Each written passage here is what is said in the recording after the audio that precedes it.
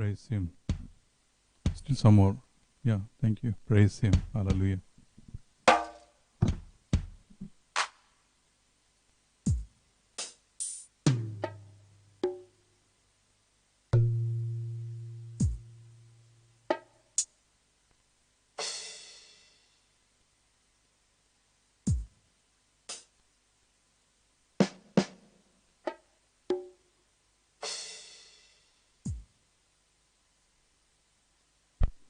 Praise Him. Stotram. Praise God. Glory.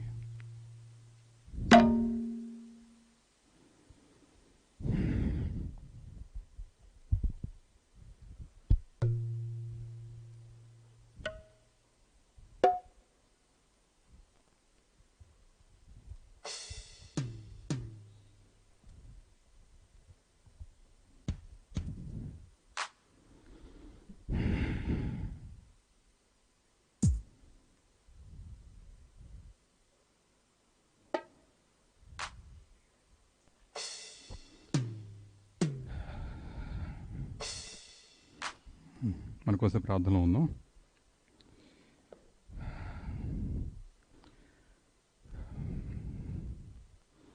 ఎన్నో మాసాలు గతించిపోయినాయి మనం కూడి సేవించడం అనేది. ప్రభువును ప్రేమించి మనకు అనుగ్రహించిన శుభదినము. ఈరోజు నవంబర్ 22వ తారీఖు. దాదాపుగా 8 మాసాల తర్వాత మరలా సేవిస్తున్నాము. దేవుని వాత్సల్య పూర్తిన ప్రేమను బట్టి ఈ రీతిగా మన సజీవులు ఎక్కడ ఉండి ఆయుష్తోనూ ఆరోగ్యంతో కూడా ప్రభు సన్నిధి చేయడం కోసం ఆయన చేసిన మహోపకారంతో గొప్పది. అని వ్యక్తిగతంగా నిన్ను కరుణించారు, నిన్ను కటాక్షించారు, నీ మీద జాలిపడ్డారు, మీ మీద కృప చూపించి ప్రభుని భద్రం చేసుకున్నారు. ఎంతో క్షేమాన్ని ప్రభుని అనుగ్రహించారు. అందుకని ప్రభుని ఎంతైనా మనం స్తుతులు చెల్లించబద్ధులమై ఉన్నాం. ఈయనవంటి మహాదేవిని ఎక్కడ మనం చూడలేదు, వినలేదు. ఏ జనం కూడా సేవింపునూ లేదు. ఆయన సేవించే ప్రజలు ఆయన సేవిస్తున్న పరిశుద్ధులై ఉన్నారు. అందుకని మన హృదయాల ప్రభుని బట్టి స్తుతిస్తూ కూడా ఈ ఉదయం పూట కొద్ది నిమిషాల పాటు ధ్యానపూర్వకంగా ప్రభు స్మరిస్తూ కూడా ఆయనకు మనం కృతజ్ఞతలు చెల్లించవలసిన వారు విన్నాం. ప్రభు చేసిన మేలు బట్టి ఆయన వ్యక్తిగతంగా కుటుంబాలను కూడా సంఘాన్ని కాపాడుకుంటూ కూడా ఒకరిద్దరు బలహీనపడినా సరే మళ్ళీ బలపరుస్తూ లేవనెత్తుకుంటూ కూడా ఈ రీతికి మన సజీవ లెక్కలో ఉంచి ఈ రోజున సంతోషభృతులుగా చేసి ప్రభు మనని ఆయన సేవించే అవకాశాన్ని గ్రహించారు. కాబట్టి మనం హృదయపూర్వకంగా ప్రభు స్మరించుకుందామా? కొద్ది నిమిషాల కూడా ప్రభుని మన వ్యక్తిగతంగా అలాగే స్తుతిస్తూ ఆరాధన చేసుకుందాం, కనపరుచుకుందాం. ప్రభు నీ మేలు గొప్పది మా స్వామి, నీ కృప ఎంతో ఉత్తమోత్తమైంది మా తండ్రి. కృప చూపిస్తున్న మధ్య నీకు స్తోత్రం చెల్లిస్తున్నాం. యోగ్యులమని కాదు, నీతిమంతులమని కూడా కాదు, పరిశుద్ధులమని కూడా కాదు, కానీ కేవలము నీ కృప మాత్రమే మా స్వామి. మా మీద జాలి పడుతున్న మధ్య నీకు స్తోత్రం చెల్లిస్తున్నాను మా తండ్రి. ఎంత జాలి పడుతున్నావో తల్లి తన బిడ్డల చూపించిన వాత్సల్యత కన్నా కూడా మరింత వాత్సల్యత చూపిస్తే కూడా ప్రతిరోజు భద్రం చేసుకుంటున్న మధ్య నీకు స్తోత్రం చెల్లిస్తున్నాను మా తండ్రి. 8 మాసాలు అమూల్యమైన కాలము, అమూల్యమైన అవకాశాలు ఎన్నో కోల్పోయాము నా తండ్రి. ఇది మా దుస్థితి, మా దుర్గతి, మా పాపమే, మా చెడుతనమే, మా దేశస్తుల చెడుతనమే నా తండ్రి. దేశస్తుల చెడుతనాన్ని బట్టి దేశాన్ని శిక్షిస్తానని చెప్పేసి మీరు సెలవు ఇచ్చారు. మీరు ఆ రీతిగా ప్రపంచం యావత్తు కూడా ప్రభా ఈ సమస్యకు శ్రమకు దాసోహం పలక తప్పలేదు మా తండ్రి. నిజంగా భూరాజులు భూపతులు గడగడ వణుకుతుంది. ఎంతకోసం ఎంత మేలు, ఎంత శ్రేయస్కరం నా తండ్రి. నేను హత్తుకుంటే ముద్దు పెట్టుకుంటే ఎంత శ్రేయస్కరమే, కానీ వారి జీవితాన్ని సేవించలేకపోతున్నారు మా తండ్రి. ఎంతో చెడుతనాన్ని దాసోహం పలుకుతూ కూడా ప్రపంచం అవతు పరిగెడుతుంది. అందుకనే సత్యాన్ని భిన్నంగిళ్తున్న వారిని బట్టి కొన్నిసార్లు ఎన్ని హింసలు, సమస్యలు, శ్రమలు, తెగుళ్ళు, రోగాలు లోకాన్ని ముత్తుతూనే ఉన్నాయి. ఆ రీతిగా గత కాలం అంతా కూడా ప్రపంచం యావత్తు గడగడ గడిపింది మా తండ్రి. ఏదేమైనప్పుడు కూడా మళ్ళీ ప్రేమించి మళ్ళీ కరుణించి ఒకంత విడుదల మాకు అనుగ్రహించి మధ్య నీకు స్తోత్రం చెల్లిస్తున్నాను మా తండ్రి. ఈరోజు మీరిచ్చింది ఈ నెమ్మది, మీరిచ్చింది ఈ సమాధానం, మీరిచ్చింది మా తండ్రి. దేవానికి స్తోత్రం చెల్లిస్తున్నాను మా తండ్రి. మా మట్టు మేము తగ్గించుకొని దుమ్ము ధూళిగా నీ ఎదుకు వస్తున్నాం స్వామి. వ్యక్తిగతంగా మమ్మల్ని అంగీకరించాలి, మరొకసారి ప్రార్థిస్తున్నాను మా తండ్రి. మా లోటుపాట్లు మన్నించండి. ఈ మాసాల్లో మరి మా జీవితాలు ఎలా ఉన్నాయి మా తెలియదు, కానీ మరొకసారి పరిశీలన చేయండి మా తండ్రి. మీ సంఘం ఈ రోజున మొదటిగా కూడి రాబోతుండగా తండ్రి మమ్మల్ని పరిశీలించండి, పరీక్షించండి. ఎన్నో ఆలోచనలు, ఎన్నో తలంపులు, ఎన్నో క్రియలు జరిగి ఉంటాయి కనుక వాటిలో లోపాలు, దోషాలు క్షమించు మా స్వామి. మరొకసారి మీ స్థాయిని చేరుతుండగా మీ రక్త ప్రభావం చేత తండ్రి సంఘంలో ప్రతి కుటుంబాన్ని పేరు జ్ఞాపకం చేసుకుని శుద్ధి చేసి నీ సముఖంలో చేరి సేవించి భాగ్యాన్ని గ్రహించండి మా తండ్రి. నీ ఆలయం వద్ద వచ్చుటకు ఏపాటి వారము. యెషయా కూడా ఆనాడు మీరు దర్శిస్తుండగా బావురుము నీడ్చి పేదల అపవిత్రత బట్టి వాపోయాడు మా తండ్రి. అలా మా జీవితాల్లో మా కళ్ళకు నా అపవిత్రత, మా చెవులకు నా అపవిత్రత, మా పేదలకు నా అపవిత్రత ఒప్పుకుంటున్నాము నా తండ్రి. ఒకవేళ మా నడకల్లో, మా ప్రవర్తనలో, మా హస్తాల్లో ఉన్న లోపాలన్నీ సరిచేసి మరోసారి ఈ శనిచ్చిరి సేవించి మాకు అనుగ్రహించాలని కోరుకుంటున్నాను మా తండ్రి. ఈరోజు ఆరాధన ఆరంభిస్తున్నాం తండ్రి. ప్రభా, ఇది ఆగిపోకుండా కొనసాగే భాగ్యం, కృప మా దయచేయం మా తండ్రి. ఇది మా సామర్థ్యం బట్టి కూడా కాదు, ముందుతనంగా ముందుకు వెళ్ళలేము కానీ ప్రభా, మీరు మాకు వెసులుబాటు కలిగించాలి, వీలు కలిగించాలి, అవకాశం మీరు ఇవ్వాలని చెప్పి ప్రార్థన చేస్తున్నాను మా తండ్రి. మార్గం తెలిస్తే ఎవడు మూయలేడు. మీరు గత కాలంలో మూసివేస్తారు, అందుకని మందిరాలన్నీ మూతపడ్డాయినా తండ్రి. బూజు పెట్టినట్టుగా అయిపోయింది. ఎంతో విచారం అనిపించిన స్వామి. సేవకులుగా, యాజకులుగా, ప్రవక్తగా నిరుత్తరులు అయిపోయాము. ఊహించని స్థాయి పరిస్థితి అయినా సరే ప్రభా, ఈ కాలంలో మళ్ళా సంఘాలను కరుణించి మార్గాలు సడలించబడిన ద్వారాలు తెరిచి అనేక సంఘాలు చేరి సేవిస్తున్నారు. అలాగే మేము కూడా సేవించి భాగ్యం ఇచ్చిన అది నీకు స్తోత్రం చెల్లిస్తున్నాను మా తండ్రి. ఎంతో భయంతో నీ ఎదుగు వస్తున్నాను స్వామి తండ్రి. వ్యక్తిగతంగా అంగీకరించాలని కోరుకుంటున్నాను మా తండ్రి. మా ముందున్న కాలాలన్నీ కూడా మరింత నమ్మకంగా, యథార్థంగా, నీతిగా, పవిత్రంగా, పరిశుద్ధ హృదయ సేవించి మనసు అంగీకరించాలని కోరుకుంటున్నాం. మేము మాత్రమే కాదు కానీ, మా సంఘాలు మాత్రమే కాదు కానీ, మా ప్రజలు కూడా నేను సేవించగోరాలని చెప్పి ప్రార్థన చేస్తున్నాను మా తండ్రి. వాళ్ళు కూడా క్రియ జరిగించండి తండ్రి. ఇలాంటి సమస్యల మధ్య వారి జీవితాలు కొంతైనా సరే నివిప్తికి మనస్సు అనుగ్రహించాలని చెప్పేసి ప్రార్థన చేస్తాను మా తండ్రి. దెబ్బలు తింటున్నా అసలు లోపడలేకపోతున్నారు మా తండ్రి. ఒకడు ఇనప దండంతో మొత్తనట్టుగా మోదినట్టుగా ప్రపంచం వణుకుతున్నా అసలు లోపడలేకపోవడంతో సూచన ఉంది నా స్వామి. నేరస్థాపన కోసం కాదు కానీ వారి మీద జాలి పడుతూ ప్రార్థన చేస్తున్నాం. లోపడి మనస్సు అనుగ్రహించాలని కోరుకుంటున్నాను మా తండ్రి. విశ్వాసం వాళ్ళు కలిగించండి, దిద్దుబాటు కూడా ప్రజలు తీసుకురావాలని చెప్పి ప్రార్థన చేస్తున్నాను. అందుకే సంఘంగా మరలా కూడి సేవించబోతుండే రోజున నీ ఆత్మను మాతో ఉంచండి. పరిశుద్ధాత్మ దేవుడా, నిన్నే ఆహ్వానిస్తున్నాం అయ్యా, నిన్నే కోరుకుంటున్నాం నా తండ్రి. మీరు మాతో రాని మా నెమ్మది లేదు మా స్వామి. నీ ప్రసన్నత లేకపోతే బ్రతకలేవు నా తండ్రి. అయ్యా ఖండించండి, కటాక్షించాలి మరొకసారి కోరుకుంటున్నాను మా తండ్రి. మీ సన్నిధి కాంతి, నీ ముఖ కాంతి మా మీద ప్రకాశింపజేవా నా తండ్రి. దేవా నా దేవా నీకు స్తోత్రం. మా ఆలయాల్లో, మా కుటుంబాల్లో, మా సంఘాల్లో కూడా ఇళ్ళప్పుడు నీ మునికి ఉండాలని చెప్పి ప్రార్థన చేస్తున్నాను. ఎడబాయవద్దని ప్రత్యేకంగా ప్రార్థన చేస్తున్నాను మా తండ్రి. నేను సేవించి భాగ్యం కోల్పోనివద్దని చెప్పి అడుగుతున్నాను మా తండ్రి. దినమల్లా సేవించే భాగ్యం, వారమంతా సేవించే భాగ్యం, ఆలయాలే సేవించే భాగ్యం, సంఘం కూడా చేస్తే భాగ్యాన్ని గ్రహించాలని చెప్పి ప్రార్థన చేస్తున్నాము. ఇది మహాభాగ్యం కనుక ప్రభావ దీన్ని పంచుకుంటూ నీ ఎందుకు వచ్చాము నా తండ్రి. అంచేత ప్రార్థన చేసి మీ సంఘానికి అప్పగిస్తున్నాం. సంఘంలో ఆత్మనుంచండి, వాక్యానికి అనుగ్రహించండి, ప్రార్థన ఆలకించి కార్యాలు జరిగించండి. సంఘంలో ఎప్పుడు కూడా సంఘటితమైన ఐక్యత ప్రార్థన అనుగ్రహింపజేసి నీ సేవలో అందరం కూడా పాలువారమండి. రాబోతున్న ఇంకో స్థితపడి కృపను గ్రహించాలని కోరుకుంటున్నాను. మెస్సియా రాబోతుండగా పెళ్లికి మాత్రం సిద్ధం చేయండి మా తండ్రి. అందుకని మీ సంఘానికి కోసం వాక్యానికి అనుగ్రహించాలని కోరుకుంటున్నాను మా తండ్రి. ఎక్కడెక్కడ దిద్దుబాటు కావాలో దిద్దుబాటు అనుగ్రహించండి. ఆదరణ కావాలో, ప్రేమ కావాలో, ప్రోత్సాహం కావాలో, ఉద్యోగం కావాలో నా ప్రభు, అంతేకాకుండా సమస్య పరిష్కారం కావాలో, మార్గస్థలం చేయబడుతుండాలి, ద్వారం తెరబడుతుండాలో కూడా అవన్నీ ప్రభు నీకు అప్పగిస్తున్నాను మా తండ్రి. మీరే కార్యాలు జరిగించండి మా తండ్రి. ఈ రోజున మీ సంఘానికి గుప్పిలు తెరిచిన తండ్రి అయ్యా, నీ పరలోకం మన్నా కురిపించండి. నీ గుప్పిలు తెరిచి నీ పరలోకం మన్నాతో పాటు మీ దీవులను కూడా కురిపించాలని ప్రత్యేకంగా ప్రార్థన చేస్తున్నాను మా తండ్రి. ప్రభు ఆరోలు పెట్టబడినట్టుగా మా సమాజంలో ఉన్న అయినప్పుడు నీ అంతకు వస్తుండగా తండ్రి, ఈ రోజున తండ్రి మీరు స్వయంగా నడుం కొట్టుకుని విందు చేసినట్టుగా మీరు నీ సంఘానికి వస్తున్న మంచి పదార్థాలన్నీ విందుకు వడ్డించాలని చెప్పేసి ప్రార్థన చేసిన. ఆకలితో నీ ఎదుకు వచ్చాను, దాహంతో నీ ఎదుకు వచ్చాను నా స్వామి. హృదయాలు ఎంతగానో ఆకలికొని మా స్వామి. అందుకని అడుగుతుండగా నా ప్రభు మీరు స్వయంగా మీ సంఘాన్ని దర్శించాలని కోరుకుంటున్నాను మా తండ్రి. దాటిపోవద్దు అని ప్రార్థన చేస్తాను మా తండ్రి. ఓ మార్పును మా సమాజంలో చూడగోరుతున్నాము. ఓ మార్పును మా దేశంలో చూడగోరుతుండగా నా తండ్రి, ఆ మార్పును నాందిగా సంఘాల నుంచి మొదలు అనుగ్రహించాలని కోరుకుంటున్నాను మా తండ్రి. పరిశుద్ధాత్మ కార్యం ఎండిగా జరిగించండి, ఉద్యోగాలంగా పంపించండి, నూతన ఉత్సాహాన్ని కలిగించండి, రెట్టింపు అభిషేకాల సేవకు దయచేయాలని చెప్పేసి ప్రార్థన చేస్తున్నాను. ముఖ్యంగా ఆ కాలాల్లో ప్రవక్తలు ఇంకా పంపించాలని ప్రత్యేకంగా అడుగుతున్నాను మా తండ్రి. ప్రభావ దిద్దుబాటు చేసే ప్రవక్తలు కావాలి. ప్రభావ సమాజాన్ని ఉద్యోగపరిచే ప్రవక్తలు కూడా కావాలి. ప్రభావ అలాంటి బలమైన కార్యం జరిగించాలని కోరుకుంటున్నాను మా తండ్రి. ప్రజల్ని కరుణించండి. దెబ్బలు తిన్న ప్రజలు కనుక మీరు గాయాలు కట్టండి, కన్నీరు తొడవండి, రోగాలు స్వస్థపరచండి, పాపాన్ని క్షమించండి, ఆర్థిక సంక్షోభాలను కుటుంబాలు కూడా జరిగించండి నా ప్రభావ. సజీవ దేవుడు కనుక చూస్తుండగా నా ఎవరికి ఏది కావాలో కూడా మీరు అనుగ్రహించాలని చెప్పేసి ప్రార్థన చేస్తాను మా తండ్రి. ప్రభావ మీ దిక్కుమాలి వరం కాము, మా దిక్కు మీరే కనుక నా ప్రజలకు కూడా మా దిక్కు మీరే కనుక నా తండ్రి మీరు గొప్ప కార్యం జరిగించాలని కోరుకుంటున్నాను మా తండ్రి. మళ్ళీ నీ గొప్ప వర్షాలు కురిపించండి ప్రభా.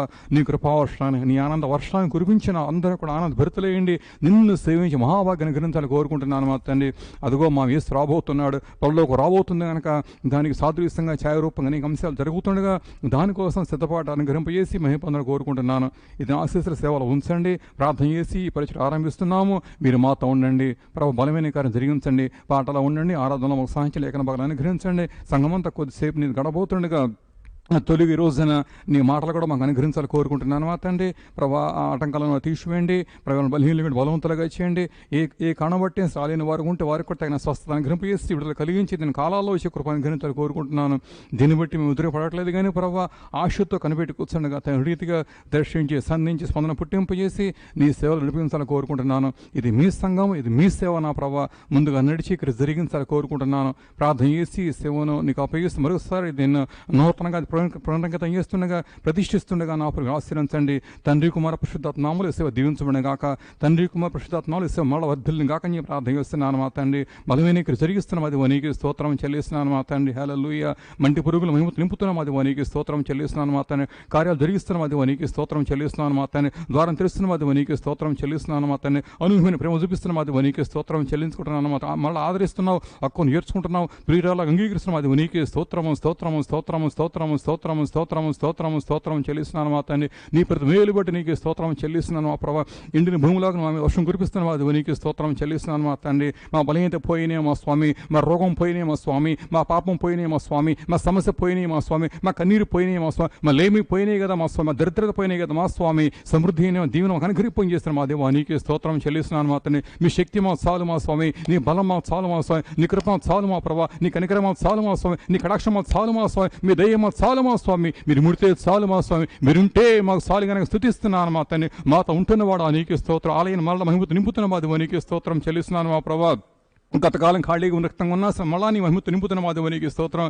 అంచేత ఈ హౌజులో మళ్ళా మొదటిగా అడుగు పెట్టండి. అడుగుపెట్టి ఉనికిని కనపరుచుకుంటే ఎన్నడూ కూడా మీ ఆలయాలు ముగిపడకూడదు మా స్వామి. సంఘం ఎత్తబడే వరకు కూడా ఇది మాత్రం కాదు, సర్వలోకల సంఘాలన్నీ ఎడతకుండా కొనసాగుతూ ఉండాలి. ఎక్కడా కూడా మూత వేయబట్టమనే మాట కానీ ముగిపట్టిన మాట లేకుండా ప్రభు వచ్చేవారు కూడా ఆలయాలన్నీ తెరవబడి సమృద్ధిగా సేవిస్తూ కూడా ఉన్న పాటను ఎత్తబడి కృపను గ్రహించాలని కోరుకుంటున్నాను మా తండ్రి. అంతవరకు నేను కటాక్షాన్ని గ్రహించాలని చెప్పేసి ప్రార్థన చేస్తాను. దూత సంచారం జరిగించండి, బలహీనత లేకుండా సహాయం చేయండి, తెగులు అంటకుండా ఆజ్ఞాపిస్తున్నాను ప్రభా. రక్తానికి ప్రోషించండి, ద్వార బంధకాలు రక్తం ప్రోషణ జరిగించాలని చెప్పేసి ప్రార్థన చేస్తున్నాను. ఎందరో వస్తూ పోతున్నప్పుడు క్షేమాన్ని కలిగించాలని కోరుకుంటున్నాను మా తండ్రి. ఏదైనా దీవెన సమృద్ధిగానే సేవలు ఉంచి మీరు మహిమ పొందాలని కోరుకుంటూ క్రీస్తునామాన ప్రార్థన చేస్తున్నాను తండ్రి. ఆమేన్.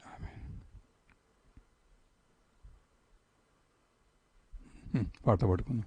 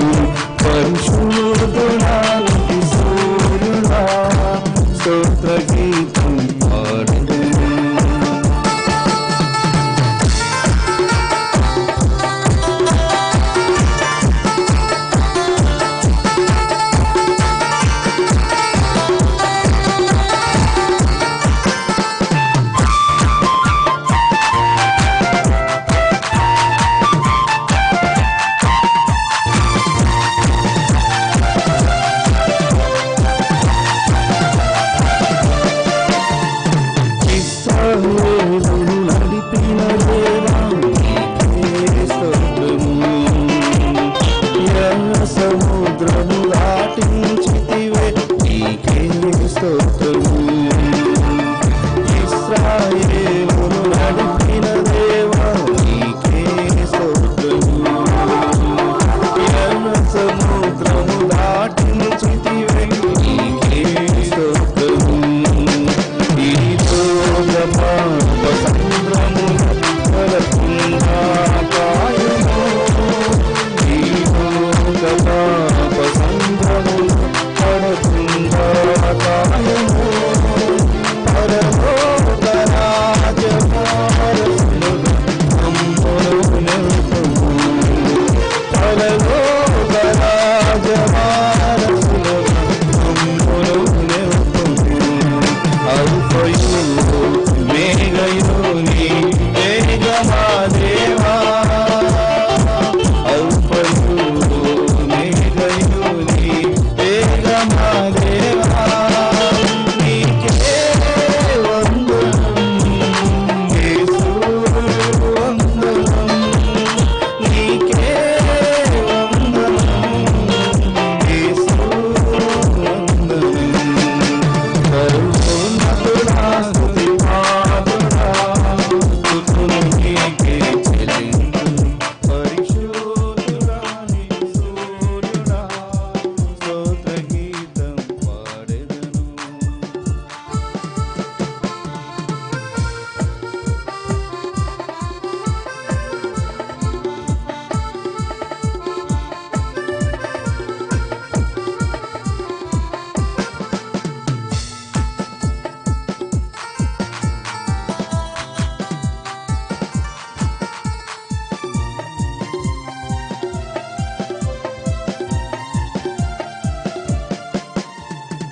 ఆపదలో మాకాశ్రయపురమా నీకే స్తోత్రము. ఆత్మాభిషేకము ఇచ్చెడి దాత నీకే స్తోత్రము. ఆపదలో మాకాశ్రయపురమా నీకే స్తోత్రము. ఆత్మాభిషేకము ఇచ్చెడి దాత నీకే స్తోత్రము. యెహోవా రాఫా యెహోవా ఈరే షాలోమ్ ఎలోహిం. యెహోవా రాఫా యెహోవా ఈరే షాలోమ్ ఎలోహిం. అనిత్య రాజపాలనాధీశ నీకే స్తోత్రము. అనిత్య రాజపాలనాధీశ నీకే స్తోత్రము. అల్ఫయు మేఘయు నీవేగమా దేవా. అల్ఫయు మేఘయు నీవేగమా దేవా. నీకే వందనం యేసు వందనం. నీకే వందనం యేసు వందనం. సర్వోన్నతుడా స్తుతి పాత్రుడా స్తుతులు నీకే చెల్లింతును. పరిశుద్ధుడా నిత్య సూర్యుడా స్తోత్ర గీతం పాడెదను. సర్వోన్నతుడా స్తుతి పాత్రుడా స్తుతులు నీకే చెల్లింతును. పరిశుద్ధుడా నిత్య సూర్యుడా స్తోత్ర గీతం పాడెదను. స్తుతులు నీకే చెల్లింతును. స్తోత్ర గీతం పాడెదను. యేసు నీ కార్యములు ఎంత గొప్పవన్న పాటను పాడుకుందాం.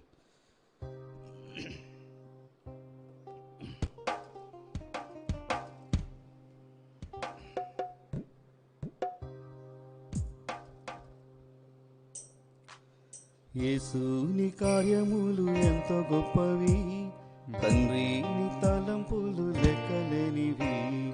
యేసు నీ కార్యములు ఎంత గొప్పవి. తండ్రి నీ తలంపులు లెక్కలేనివి. అవి కంటికి కనపడవు, హృదయానికి అంతు చిక్కవు. అవి కంటికి కనపడవు, హృదయానికి అంతు చిక్కవు.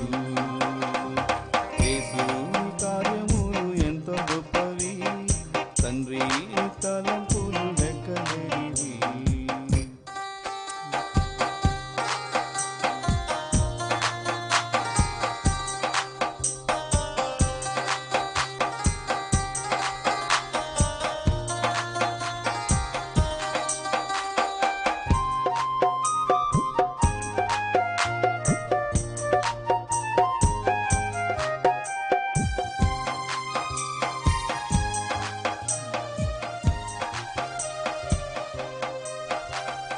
కానా విందులో ఒకే మాటతో అద్భుతము చేసితివి. చేప కడుపులో ఆశ్చర్యముగా యోనాను ఉంచితివి.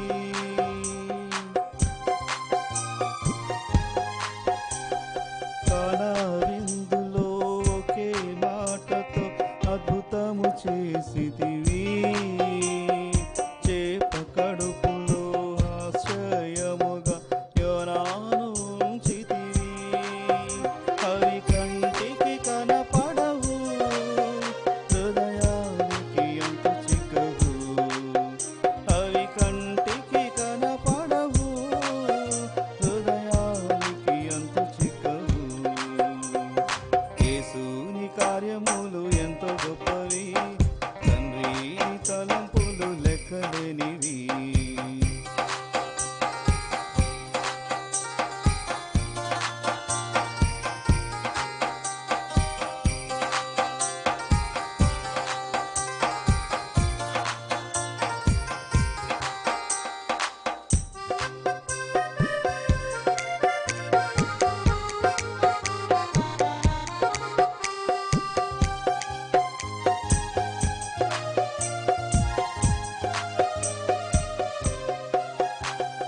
శద్రకు మేషకు అబెద్నెగోలతో అగ్నిలో నిలచితివి. దానియేలుకు సింహపు బోనులు విడుదలనిచ్చితివి.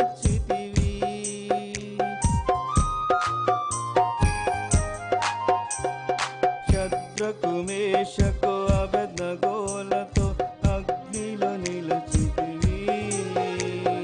దానియేలుకు సింహపు బోనులు విజయమునిచ్చితివి. అవి కంటికి కనపడవు, హృదయానికి అంతు చిక్కవు. అవి కంటికి కనపడవు, హృదయానికి అంతు చిక్కవు. యేసుని కార్యములు ఎంతో గొప్పవి, తండ్రి తలంపులు లెక్కలేనివి.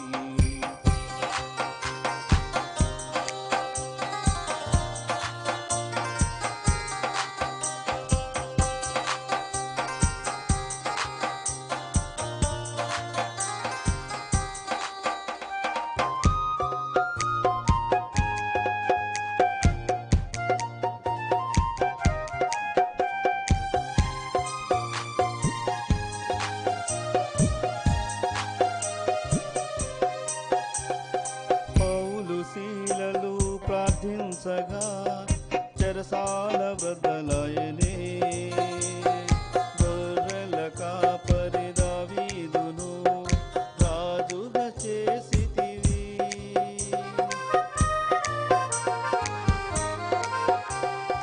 పౌలు శీలలు ప్రార్థించగా చెరసాల బద్దలాయనే. పౌలు కాపరిని దావీదును రాజుగా చేసితివి. అవి కంటికి కనపడవు, హృదయానికి అంతు చిక్కవు. అవి కంటికి కనపడవు, హృదయానికి అంతు చిక్కవు. యేసుని కార్యములు ఎంతో గొప్పవి, తండ్రి తలంపులు లెక్కలేనివి. యేసుని కార్యములు ఎంతో గొప్పవి, తండ్రి తలంపులు లెక్కలేనివి. అవి కంటికి కనపడవు, హృదయానికి అంతు చిక్కవు. అవి కంటికి కనపడవు, హృదయానికి అంతు చిక్కవు.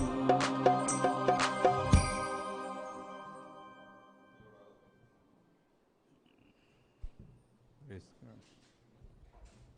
Praise Him. Hallelujah. స్తోత్రాలు. ప్రభువుని అనుగ్రహించిన ఈ శోధన ముందు ప్రభువుని స్తుతించి ఆరాధన చేసుకుందామా? ఓ దేవా నీ స్తోత్రాలు, వందనాలు మా తండ్రి. స్తుతులు చెల్లిస్తున్నాము నా తండ్రి, స్తుతులు చెల్లిస్తున్నాను మా తండ్రి. మన యేసు పూజారుడైనాడు, ఘనమైన మహారాజు, మహిమగల మహాదేవుడు, అధ్యంతరహితుడైన దేవుడు. ఆకాశమందు ప్రభు ఉన్నారు, భూమి మీద కూడా ప్రభు పరిపాలన చేస్తున్నారు. ఆ రాజుని, ఆ రక్షకుని మనం సేవించ ఆశపడుతున్నాం. మన హృదయం ఆయన కోసం తప్పిస్తూ ఉంది. మనంతర్యం ప్రభుని గణపరుస్తూ ఉంది. హల్లెలూయా.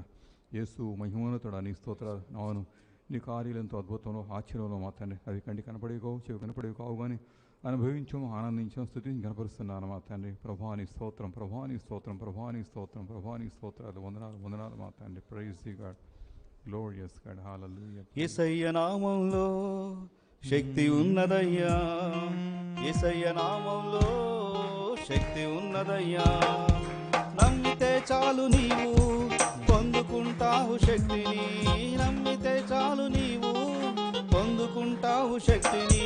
యేసయ్య నామంలో శక్తి ఉన్నదయ్యా, యేసయ్య నామంలో శక్తి ఉన్నదయ్యా.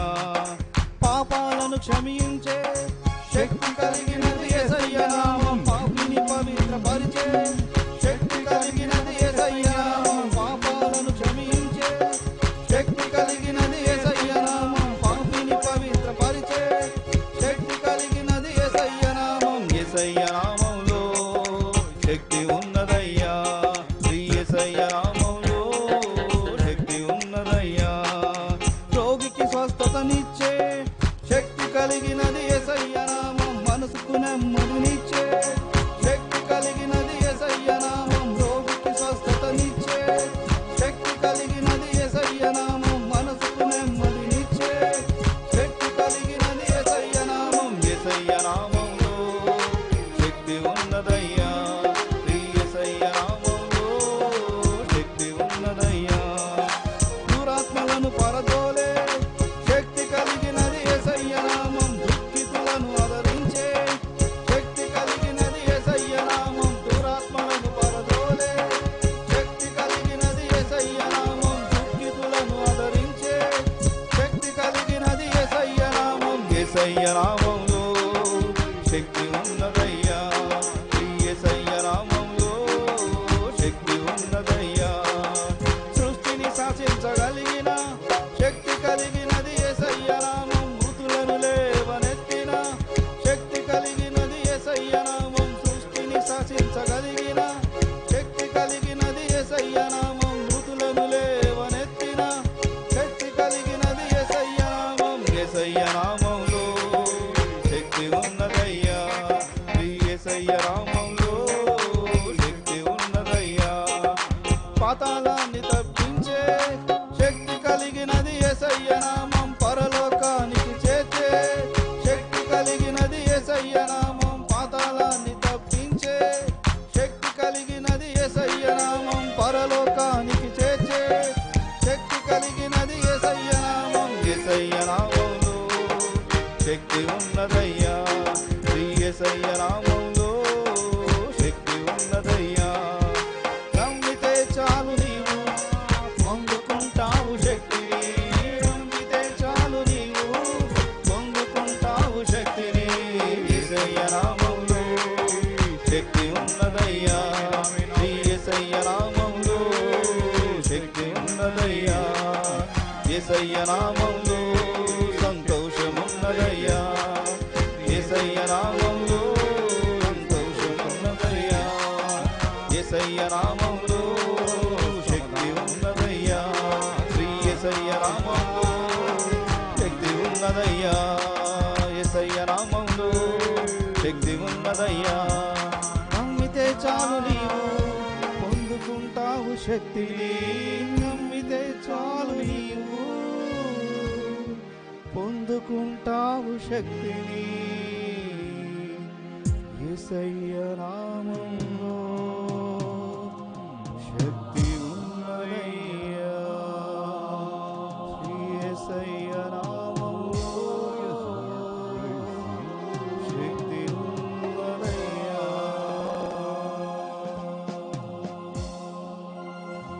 ప్రైజ్ ది హల్లెలూయా. ప్రార్థన చేసుకుందాం మనం. విజయరావు గారు ప్రార్థన చేస్తారు. విజయరావు గారు.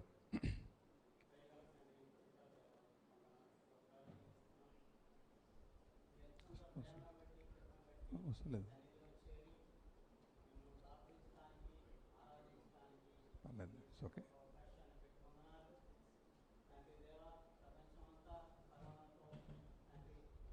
Praise the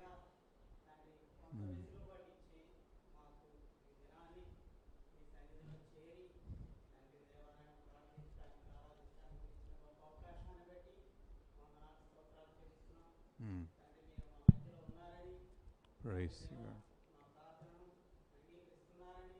Praise you, God. గత కాలమంతా మా సంఘాన్ని సేవకుని వారి కుటుంబాన్ని సంఘంలో ఉన్న ప్రతి ఒక్క విశ్వాసిని వారి కుటుంబాలని సురక్షితంగా క్షేమంగా ఉంచినందుకు Praise you, God. వందనాలు Glory. స్తోత్రాలు చెల్లిస్తున్నాం. Glory దేవాది to God. దేవుడవు, నిన్న నేడు నిరంతరము ఏకరీతిగా ఉండువాడవు. తండ్రి దేవ, భద్రతనిచ్చేవాడవు, ఆశ్రయం ఇచ్చిన వాడవు, మాకు రక్షణ శృంగమైన దేవుడవు, మా ఉన్నత దుర్గము, మా కేడము. తండ్రి, మమ్మల్ని ఆదరించేవాడవు, ప్రేమించేవాడవు, కృపచూపువాడవు, రక్షించేవాడవు, గొప్ప దేవుడవు. వందనాలు స్తోత్రాలు చెల్లిస్తున్నాం. ఈ ఆరాధన అంతా మీకు అంగీకారయోగ్యంగాను తండ్రి, మీకు సమ్మతియోగ్యంగాను జరిగేందుకు మీ కృపను దయచేయండి. ప్రతి ఒక్కరిని నిండారుగా దీవించండి తండ్రి. వాక్యం ఇస్తున్న సేవకుని మరుగుపరిచి మీరే తండ్రి దేవ మాట్లాడాల్సిందిగా కోరుచున్నాం తండ్రి. ఈ దినమంతా మీ వాక్యం మా హృదయంలో ఉండాలి, మీ ప్రార్థన మా తలంపుల్లో ఉండాలి, మీ వాక్య వెలుగులో మేము నడవాలి తండ్రి దేవ. మీ చేత, మీ మందిరంలోని మేళ్ళు చేత మేమంతా తృప్తిపరచబడాలి. మీ ఆనంద ప్రభావంలో మేము త్రాగగలగాలి తండ్రి. మీ కృపలో మమ్మల్ని భద్రపరచండి.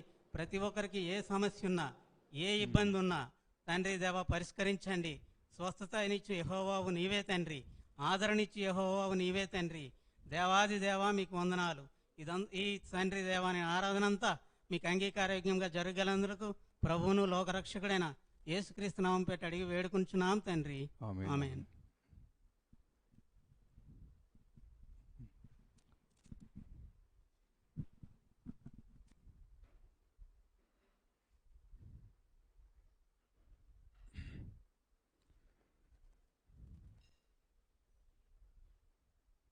వాక్యంలోకి వెళ్ళే ముందుగా ఒకటి రెండు ప్రకటనలు, లేకపోతే విన్నపాలు. అదేమిటి అంటే, మాస్క్తో రండి, మాస్క్తోనే ఉండండి, మాస్క్తోనే కాపురం చేయండి. ఎవరితో ఏవి దయచేసి, ఎందుకంటే మిగతా వారు భయపడే అవకాశం ఉంది. ఒకవేళ మీకు ఏమన్నా ఇబ్బందిగా అనిపిస్తుంటే 2 నిమిషాలు బయటికి వెళ్ళి అలా తీసి గాలి పీల్చుకుని మళ్ళీ అలా వచ్చేయండి, మీకు ఇబ్బందిగా అనిపిస్తూ ఉంటే కనుక. లేకపోతే అలా కూర్చోవచ్చు, పర్వాలేదు.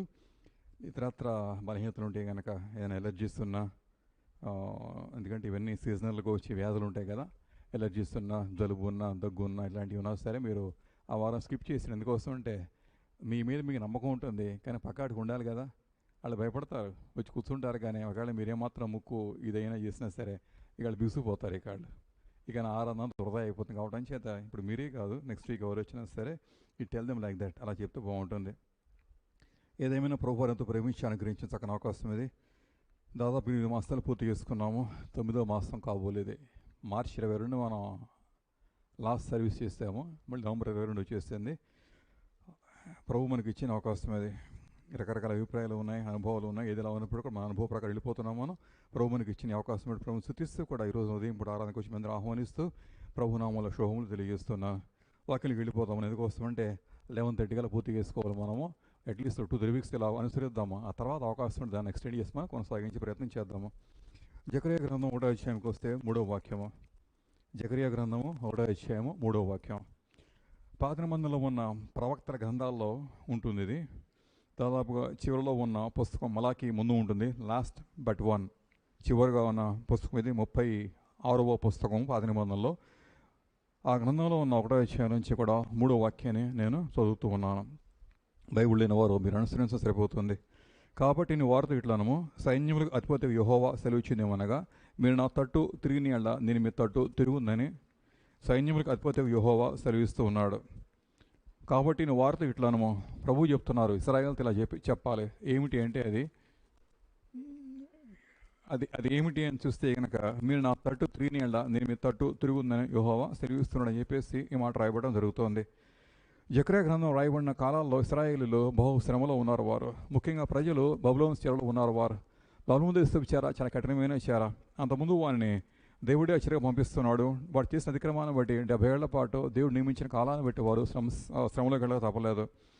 దేవుని తీర్పులు మనకి చాలా భారంగా అనిపిస్తుంటాయి, కానీ ఆయన తీర్పు కలిగింది అంటే దానికి అర్థవంతంగానే ఉంటుంది. కానీ అనవసరంగా, అజ్ఞానంగా, అనాలోచితంగా దేవుడు ఎవరిని తీర్పు అప్పగించేవాడు మాత్రం కాదు. కృప విస్తారంగా ఉంటుంది. ఆయన ఎదురుక్షాంతి గొప్పది. అదే సమయంలో ఆయన కోపం కూడా క్షణకోద్రి కోపం చాలా గట్టిగా ఉండటం చేత తట్టుకోవడం చాలా కష్టమే. ఒకటి ఇశ్రాయేలీయులు మాత్రం వారు చేసిన అతిక్రమాన్ని బట్టి 70 ఏళ్ల పాటు వారు బబులోను చెరకెళ్ళిపోయారు. బబులోనీయుల తర్వాత వారిని ఆయా రాజులు పరిపాలన చేస్తున్నారు. జకర్యా గ్రంథం వచ్చేప్పటి దాదాపుగా పారసీకులు పరిపాలన చేస్తున్న కాలాలు అవన్నీ కూడా. ఆ కాలాల్లో వారు ఆ చెరలో ఉండి బబులోను చెరలో ఉండి వాళ్ళు బాగా నలిగిపోతున్నారు. ఎట్లనగా ఇదంతా మాకు ఇలా సంభవించి ఏమిటి అని చెప్పి వాపోతున్నారు. ఎందుకంటే వారికి గతం జ్ఞాపకం వస్తుంది. వాళ్ళ నాయకుడు మోషే ఏం చేశాడు, చేసిన అద్భుతాలు, ఆశ్చర్యాలు, దేవుని కృప, నిబంధనలు ఇవన్నీ జ్ఞాపకం వస్తున్నాయి వారికి. ఇవన్నీ వారు అవలోకనం చేసుకుని తలపోసుకుంటే కూడా ఇప్పుడు మా స్థితి ఇలా ఉంది ఏంటి అని చెప్పి వారు భోగా నలుగుతున్నారు. చరానుభవంలో వారికి కలిగిన పశ్చాత్తాపాన్ని బట్టి వారు నలుగుతూ విరుగుతూ మూలుగుతూ ప్రార్థన చేస్తున్న ఘడియల్లో దేవుడు ఇచ్చే సందేశం అన్నమాట ఇది జకర్యా ద్వారా కూడా. అంచేత ప్రభు వారిని మళ్ళా పిలిపిస్తూ ఏమంటున్నారంటే, మీరు నా తట్టు త్రీనేళ్ళ నేను మీ తట్టు తిరుగుతుందని దేవుడు సెలవిస్తున్నాడు వారికి. నిజమే, దేవుడు వారికి పరాజ్ముఖుడు అంటే వారికి వ్యతిరేకంగా ఉన్నప్పుడు వారి స్థితి ఎలా ఉన్నది, అభిముఖంగా ఉంటే అంటే వారి వైపు తిరిగి ఉంటే వారి స్థితి వేరుగా ఉంటుంది. దేవుడు వారి పక్షంగా ఉన్నప్పుడు వారు చేసిన పొందిన అద్భుతాలు చాలా ఉన్నాయి కదా. 40 ఏళ్ల ప్రయాణం అనంతరం వారు పొందిన మేళ్ళు, దావీదు పరిపాలనా కాలాలు, సొలొమోను హయాములు చేసిన అనుభవాలు చాలా వరకు ఉన్నాయి. ఇవన్నీ వారు మననం చేసుకుంటున్నప్పుడు ప్రభు ఏమంటున్నారంటే, మీరు నాకు పరాగ్ముఖులు అయిపోయారు, వ్యతిరేకంగా జీవించారు, అననుకూలంగా జీవించారు, ప్రతికూలంగా ప్రవర్తించారు, కానీ ఇప్పుడు మళ్ళీ నా తట్టు తిరగమని చేసి ప్రభు వారు పిలిపిస్తున్నారు. నిజంగా దేవుని ప్రేమ గొప్పదవటం చేత పిలిపిస్తున్నారు. ఎందుకోసం అంటే దేవుడు వారిని పూర్తి విడిచిపెట్టవచ్చు కూడా, కానీ విడిచిపెట్టలేదు. కానీ ఆయన ప్రేమను బట్టి, ఆయన యొక్క కనికర సంపన్నతను బట్టి మళ్ళీ పిలిపిస్తూ కూడా తన తట్టు తిరగమని చెప్పేసి ఇక్కడ ప్రభు వారి స్పష్టంగా సెలవిస్తున్నారు. దేవునితో తిరగటం అంటే ఏమిటి అనే మాట మనం చూసుకుంటే కనుక దానిలో అనేక భావాలు ఉన్నాయి. దేవునితో తిరగటం అనేది అది హృదయపూర్వక జరిగే అంశమే తప్పించి కానీ మొహమాటంగా, ముక్కుబడిగా, తూతు మంత్రంగా, ఆచారపరంగా ఒకనాటి అనుభవం కోసం అన్నట్టుగా చేసేది మాత్రం కానే కదా అది. సో ఈరోజు నేను ప్రభు వారు ఇచ్చిన పిలుపు, ఇశ్రాయేలు ప్రజలారా మీరు నా తాటి తిరిగితే కనుక మీ గతి, మీ స్థితి అలా ఉండదని చెప్పేసి అంటున్నారు. ఎందుకనగా దేవుడికి తిరిగిస్తే చెర బద్దలైపోతుంది, సంఖ్యలు తెగనరకబడతాయి, స్వేచ్ఛ వరకు కలుగుతూ ఉంటుంది, ఆరోగ్యం వరకు వస్తుంది, మళ్ళీ నెమ్మది వరకు వస్తుంది. మళ్ళీ స్వదేశం వచ్చేసి వారు నాటబడిన వారి దిగుతూ కూడా గతంలో ఎలా దేవుని సేవించారో, దావీదు కాలాల్లో, సొలొమోను కాలాల్లో అంతకన్నా ఘనంగా మన ఉన్నతంగా కూడా సేవించడం ప్రభువు తప్పకుండా కూడా ఆయన కృప చూపించే మహాదేవుడై ఉన్నాడు. హల్లెలూయా. అందుకని ప్రభు అంటున్నారు, చేస్తారా మీకు నాకు జరిగిన వివాదం ఏంటంటే ఒకటే అంశం, అది మీరు నా తట్టు తిరగాలి. దేవునికి వారికి కొన్ని వివాదం అనమాట. అది ఆ వివాదం పరిష్కారం చేసుకోవడం ప్రభువారు వారిని అక్కడ హెచ్చరిస్తూ కూడా జకర్యా ద్వారా కూడా స్పష్టంగా మాట్లాడుతున్నారు. అద్భుత అంశం ఏంటంటే ఆ రోజుల్లో ప్రవక్తలు ఇంకా ఉన్నారు, అది మనం జ్ఞాపకం చేసుకోవాలి. ఒకవేళ ప్రవక్తలు కొరువైపోతే కనుక దేవుని వాక్యం వారిని కొదువైపోతుంది. కానీ ప్రభువారు మాత్రం తన కోసం ఎప్పుడు కూడా సేవకులు నిలబెట్టుకుంటున్నారు, ప్రవక్తలను వాడుకుంటున్నారు. అది దేవుని యొక్క ప్రేమ సంకల్పం. అది ఒకవేళ కనుక సేవకులు మరుగైపోతే, ప్రవక్త లేకపోతే కనుక ప్రజలకు ఏమాత్రం కూడా వెలుగు చౌకస్తం వరకు కలగదనమాట అది. సో అలాంటి దుస్థితిలో ఉన్న ప్రజల మధ్య ప్రభువారు జకర్యా నిలబెట్టి ఇస్తున్న సందేశం అనమాట. తనతోటి బలంగా తిరగమని చెప్పేసి ప్రభు అక్కడ మాట్లాడుతున్నారు. అలా తిరిగితే తగిన మేళ్ళేంటో, పొందవలసిన మేళ్ళేంటో కూడా కొన్ని ప్రభువారికి చూపిస్తున్నారు. అయితే అక్కడ ఈ అంశాలకు వెళ్లే ముందుగా వారు చేసిన అధికారం ఏంటి ఒకటి మీకు చూపించి ఉదాహరిస్తూ కూడా ఆ తర్వాత మిగతా వాక్యం వెళ్ళబోతున్నాను. ఎజ్రా గ్రంథంకి వస్తే 9వ అధ్యాయంలో ఎజ్రా ద్వారా కూడా ప్రభువారు ఈ సమాజాన్ని శుద్ధి చేస్తున్నారు. ఎజ్రా గ్రంథం 9వ అధ్యాయం ఉంటుంది. అప్పటికి ఆ ప్రజలు కొంత దేవుని వద్దకు వచ్చి అనిపిస్తున్నారే కానీ వారి జీవితాలు ఇంకా పూర్తిగా మార్పు రాలేదు. అందుకని ఎజ్రా గ్రంథంలో చూస్తే మనం దేవుడు వారిని అక్కడ కొంత దిద్దుబాటు కలిగిస్తూ కూడా పశ్చాత్తాప అనుభవం ద్వారా కూడా తన తట్టు తిప్పుకుంటూ ఉన్న ఒక అనుభవం మనం చూడవచ్చు అనమాట అది. సో ఉదాహరణ కోసం ఒక అంశాన్ని మీ ముందు ఈ రోజున పెడుతూ ఉన్నాను. 9వ అధ్యాయంగా చూస్తే మనము ఎజ్రా ప్రార్థన చేస్తూ ఉన్నాడు. ఎందుకనగా ఆ ప్రజలు వేసిన అకృత్యాన్ని బట్టి, ఆగడాన్ని బట్టి ఎజ్రా హృదయంలో చాలా భారం కలిగింది. ఏం చేశారని చూస్తుంటే 9వ అధ్యాయంకి వస్తే మీరు 1వ వాక్యం ఉంటుంది కదా, ఇశ్రాయేలీలు యాజకులు లేవీయులు కూడా, ఇశ్రాయేలీల మధ్య ఉన్న యాజకులు లేవీయులు కూడా వారు ఏం చేశారంటే కానానీయులు, హిత్తీయులు, పెరిజ్జీలు, యెబూసీలు, అమ్మోనీయులు, మోయాబీలు, ఐగుప్తులు, అమ్మోరీలు అనే దేశపు జనుల్లో నుండి కూడా తమ్మును తాము వేరుపరుచుకొనక నాకు అసహ్యమైన కార్యాలు తామే చేయొచ్చు, వారు చేస్తున్న అసహ్యకాలు వారే చేయొచ్చు, వారి కుమార్తెలను పెళ్లి చేసుకొచ్చు, తమ కుమారులు తీసుకొచ్చు కూడా పరిశుద్ధ సంతతగా ఉండవలసిన వీరట ఆ జనులతో కలిసిపోయి పూర్తిగా వారు పాడైపోయినట్టుగా ప్రభు ఎజ్రా ద్వారా కూడా ఒక మాట వారికి మాట్లాడుతున్నాడు. సో వారు దేవుని తట్టు తిరగటానికి ప్రభు పిలిపిస్తున్న గడియల్లో వారి లోపం ఏంటో ఒకటి చూపిస్తున్నారు అక్కడమాట. వారి లోపం ఏంటని చూస్తూ ఉండేవారట ప్రజలతో కలిసిపోయారు. ఎందుకని వీరికి ప్రత్యేకత అనేది వారి జీవితాలు వారు గ్రహించలేకపోతున్నారు. ఎందుకంటే దేవుని పిల్లలు వారి పరిశుద్ధులు, వారి ప్రత్యేకమైన వారు అస్తవ్యస్తంగా జీవించలేరు. అందరిలాగా మనం బ్రతకలేమన్నా, మన పిలుపు వేరు, మన పొరుగు వేరుగా ఉంటుంది, మన ఉద్దేశం వేరుగా ఉంటుంది. కావటం చేత మన జీవిత శైలంతటిని కూడా వాక్యమే నియంత్రిస్తుంది, నిర్వహించాలి, నడిపించాలి మాత్రమే. అయితే ఇశ్రాయేలు మాత్రం వారి జీవిత శైలిలో కొంత మార్పు కలిగింది. వారు ఏం చేశారంటే ఆనాడు వారి చుట్టూ ఉన్న సమాజం ఏంటంటే, ఇదిగో ఈ కానానీలట, హిత్తీలట, పెరిజ్జీలట, రకరకాల ప్రజలు ఉన్నారు చేస్తారా, వారితో కలిసిపోయి మిళితమైపోయి భాష మారిపోయింది, వస్త్రధారణ మారిపోయింది, వేషధారణ మారిపోతుంది. చివరికి కూడా వ్యవస్థ పాడైపోతూ కూడా సంకర వివాహాలు చేసుకుంటూ అన్యులతో పొత్తు పెట్టుకుంటూ కూడా దిగజారిపోయినట్టుగా అక్కడ ఇజ్రాయెల్ ద్వారా అక్కడ దేవుడు చాలా ఖండితంగా వారితో మాట్లాడుతూ ఉన్నారు. ఇలాంటి అనుభవాలు ఆ రోజుల్లోనే కాదు, ఈ రోజుల్లో కూడా సమాజంలో మనం అక్కడక్కడ చూస్తున్నాము. అలాగే దేవుని తట్టు తిరగడానికి పిలిపించిన ఘడియలు ప్రభువారు వాళ్ళు ఒక అంశాన్ని చూపిస్తే ఉన్నారంటే, మీ స్థితి పూర్తిగా మార్చివేసుకోవాలి. ఎట్లనగా కేవలము నమ్మకార్థంగా దేవుని సేవటం కాదు, కానీ కుటుంబాల్లో సహితము లేకపోతే వివాహ వ్యవస్థలో సైతం పూర్తిగా మార్పు రావాలి. లోకంతో పొత్తు, అన్యులతో పొత్తు తీసివేసుకొని పరిశుద్ధ సమాజాలతో పొత్తు పెట్టుకుని జీవించగలిగితే కనుక వారు దేవుని తట్టు తిరిగినట్టుగా ప్రభువారు అక్కడ ఎంచడం జరుగుతుందన్నమాట. అది సో అలా జీవిస్తేనట 12వ వాక్యం కిందకి వెళ్ళిపోతే ఏమంటారంటే, మీరు అలా చేస్తే మీరట బలముగా నుండి ఆ దేశం యొక్క సుఖాన్ని కూడా మీరు అనుభవిస్తారని చెప్పేసి 12వ వాక్యంలో ప్రభు సెలవిస్తున్నారు. మీరు అలా ప్రత్యేకంగా జీవిస్తే, పరిశుద్ధంగా జీవిస్తుంటే, నీతిగా బ్రతుకుతుంటే, కుటుంబాలు కట్టుకుంటూ కూడా సఖ్యతాపూర్వకంగా జీవిస్తూ కూడా అన్యులతో పొత్తు మానివేసేసి ఎలా ఉండాలో అలా ఉంటే కనుక మీరట బలంగా ఉంటారని చెప్పేసి కూడా ప్రభువారు అక్కడ మాట్లాడుతున్నారు. సో అలాంటి పిలుపును ఎజ్రా ద్వారా ప్రవహిస్తున్నారు. ఎజ్రా వారిని ప్రార్థన చేశాడు, హెచ్చరించాడు, బుద్ధి చెప్పాడు, గద్దించాడు. చివరికి సమాజం 10వ అధ్యాయంలో కొంత దిద్దుబాటు చేసుకుని మారుమనసు పొందుకుని పశ్చాత్తాప అనుభవం ద్వారా అక్కడ దేవునితో తిరిగినట్టుగా కూడా మన 10వ అధ్యాయంలో కొంత చూడవచ్చు. అది సో అలా జకర్యా ద్వారా ప్రభు ఏమంటున్నారంటే, మీరు నా తట్టు తిరగాలి. కేవలం వారు హృదయాల్లో ఏ మార్పు అయితే రావాలో మార్పు ఉద్దేశించి పలికిన పలికే కానీ నమ్మకార్థంగా మాత్రం వారు ఆలయాలకు రావడం కోసం ప్రభావ వారిని అక్కడ ఏమీ ప్రోత్సహించలేదు. అందుకే దేవునితో తిరగడం అనేది మన జీవితాల్లో, సమాజ జీవితాల్లో చాలా ముఖ్యమైన అంశం. అది చాలాసార్లు మనం ప్రార్థన చేస్తూ కూడా మన దేవుని అడుగుతూ ఉంటాం, ప్రభా మా సమస్య చూడయ్యి అని చెప్పి అడుగుతుంటాం. మన సమస్యను చూడటం విశేషమేం కాదు, కానీ మనమే దేవునితో చూడగలిగి కనుక నేత్రాన్ని తెరవబడి, హృదయం వెలిగించబడి, చెవులు ఉప్పారేసి ఆయన తట్టు చూసేసి ఆయన ఎలా సేవించాలో సేవిస్తే కనుక మన చుట్టూ ఉన్న వాటిని చెదరగొట్టడం ప్రభువుకి విశేషం ఎప్పుడు కూడా అది కానీ కాదు. అది సో దేవునితో తిరగడం అనే అంశంలో దాదాపుగా 5 మాటలు మనం జ్ఞాపకం చేసుకోవాలి. మొదటిగా చూస్తుంటే దేవునితో తిరగటం అనేది ఆయన మాటను మన శ్రద్ధగా వినటం కూడా నేర్చుకోవాలి. ఈ రోజుల్లో మనకి అనేక రకాల మాటలు వినపడుతున్నాయి. ఈ మొదటి మాట చాలా ప్రత్యేకం. ఎందుకోసం అంటే మనకు అనేక స్వరాలు వినపడుతూ ఉంటాయి. ఎవరేదో చెప్తూ ఉంటారు, లోకం ఏదో చెప్తూ ఉంటుంది, శరీరం కొన్ని చెప్తూ ఉంటుంది మనకి, నువ్వు ఇలా చేయొచ్చు కదా, నువ్వు అలా చేయొచ్చు కదా అని చెప్పేసి శరీరం చెప్తూ ఉంటుంది, లోకం చెప్తూ ఉంటుంది, బంధువులు చెప్తూ ఉంటారు. ఎవరైనా చెప్తూ ఉన్నప్పుడు దేవుడు కూడా చెప్పేది మన జీవితంలో మనం తప్పకుండా ఒకటి ఉన్నది ఉంటుంది కూడా. ఆయన ప్రేమియటం చేత, ఆయన తండ్రి అవడం చేత, తన వాత్సల్య ప్రేమ ద్వారా ప్రభు మనతో మాట్లాడితే ఎప్పుడు ఉంటూ ఉంటారు. ఆయన మనం వినగలిగితే గనక, గ్రహించే మనసు నీకు ఉంటే, వినే చెవి నీకు ఉంటే, ప్రతి ఉదయం పూట కూడా ఆయన ప్రతి ఉదయం తప్పకుండా ఆయన మనతో మాట్లాడతారు. అందుకే సామెతలు కూడా ఏమన్నారంటే, ప్రతిరోజు కూడా ఆయన గడప దగ్గర కనిపెట్టుకుని కూర్చోవాలి. ఎలా కనిపెట్టి కూర్చుంటే ప్రభు మనతో తప్పకుండా మాట్లాడతారు. ఎలా వాక్యం ద్వారా మనతో మాట్లాడతారు. భక్తులు అందుకని తమ జీవితాల్లో వారు చేసిన ప్రార్థనలు కూడా అదే కదా, ఉదయం పూట లేవటం ఆలస్యం ప్రభా నీ ఎదకు వస్తా అని చెప్పి వాళ్ళు ప్రాకులాడుతూ కూడా ప్రార్థన చేసుకునేవారు. అలా దేవునితో తిరిగితే కనుక ఆయన ప్రతిరోజు కూడా నీతో మాట్లాడి నువ్వు ఎలా జీవించాలని కూడా వాక్యం ద్వారా కూడా నీ జీవిత శైలంతా నేను నడిపించడం చేత ఆ జీవితం ఆయనకి ఎంత ప్రీతికరంగా తప్పకుండా ఉంటుంది. అదే దేవునితో తిరగడానికి అది మొదటి మెట్టు అవుతుంది. అయితే ఈ ప్రజలు ధర్మశాస్త్రం త్రోసివేశారు. అందుకనే మలాకీ గ్రంథంలో కూడా అంటారు కదా, మలాకీలు ఏమంటారంటే దేవుని సేవియటం కూడా వ్యర్థము అనే మాట వాడుతున్నారు. మలాకీ 3 అధ్యాయం చూడండి మీరు. దాదాపు ఇవన్నీ సమకాలీనమైన పత్రికలు, అధ్యాయాలు, భక్తులు కూడా.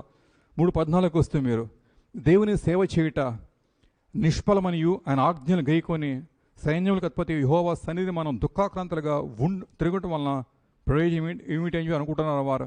సో వారి హృదయాల్లో ఉన్న ఆలోచన ఏంటంటే దేవుని సేవ చేయటము దండుగట, ఆయన ఆజ్ఞలు గైకోవటం ఆ దండుగట. అది ఎంత విచారంగా ఉంది చూస్తారా.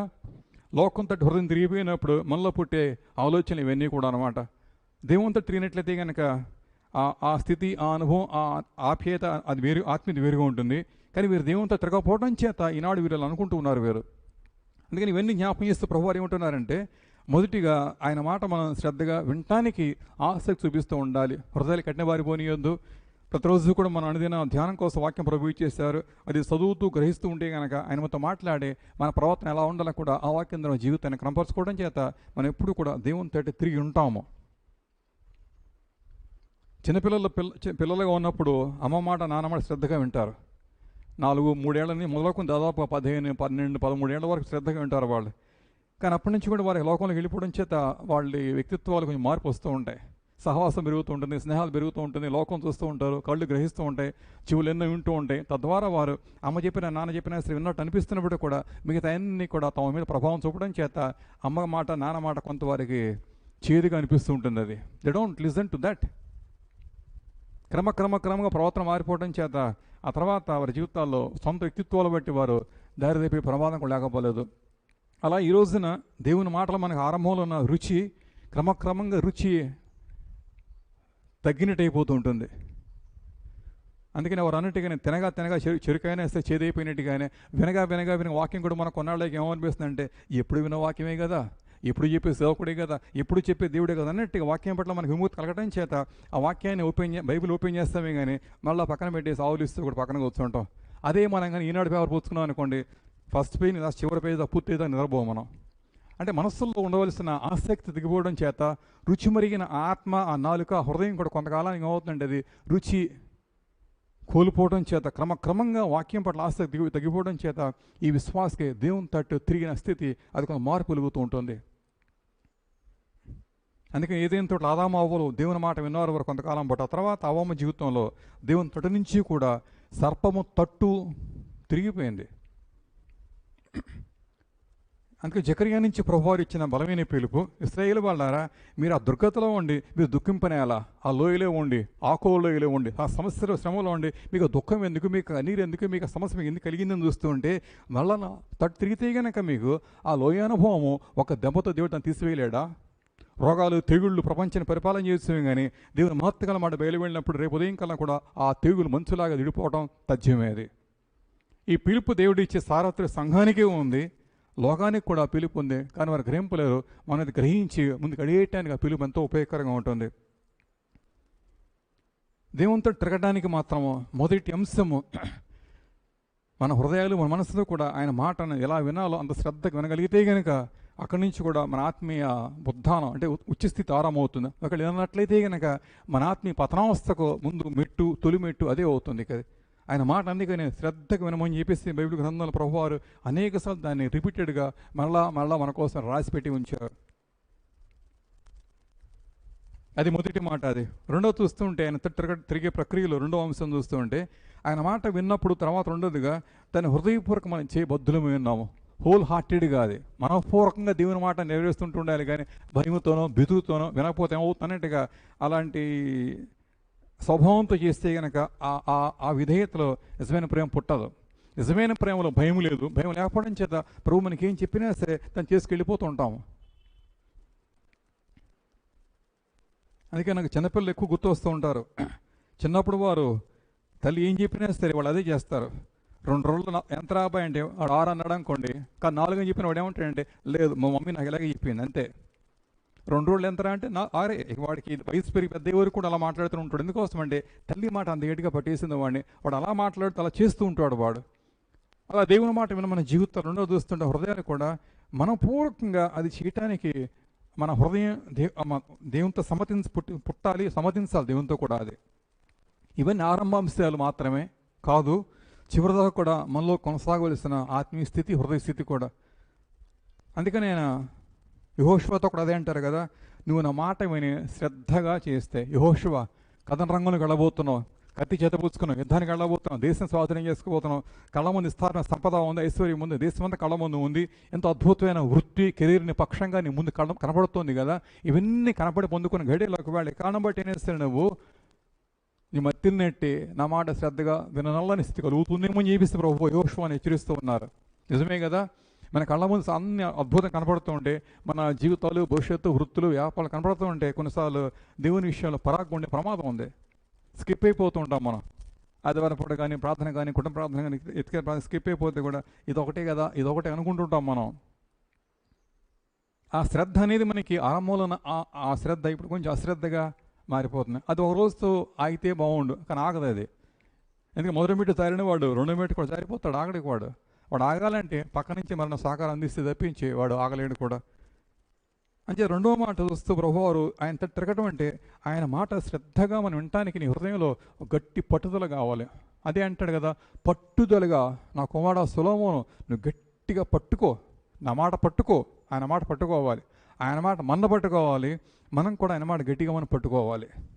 పరాగ్గా వింటే పరాగ్గా పట్టుకుంటే ఒకవేళ అది జారిపోయే ప్రమాదం కూడా ఉంటుంది. ఎంతో నిశ్చయంగా ప్రభు చెప్పే ఆదాము అవ్వలు కూడా తినొద్దు అని చెప్పేస్తున్నారు, కానీ ఆవిడ మాత్రం ఆ మాట గట్టిగా పట్టుకోలేకపోయింది.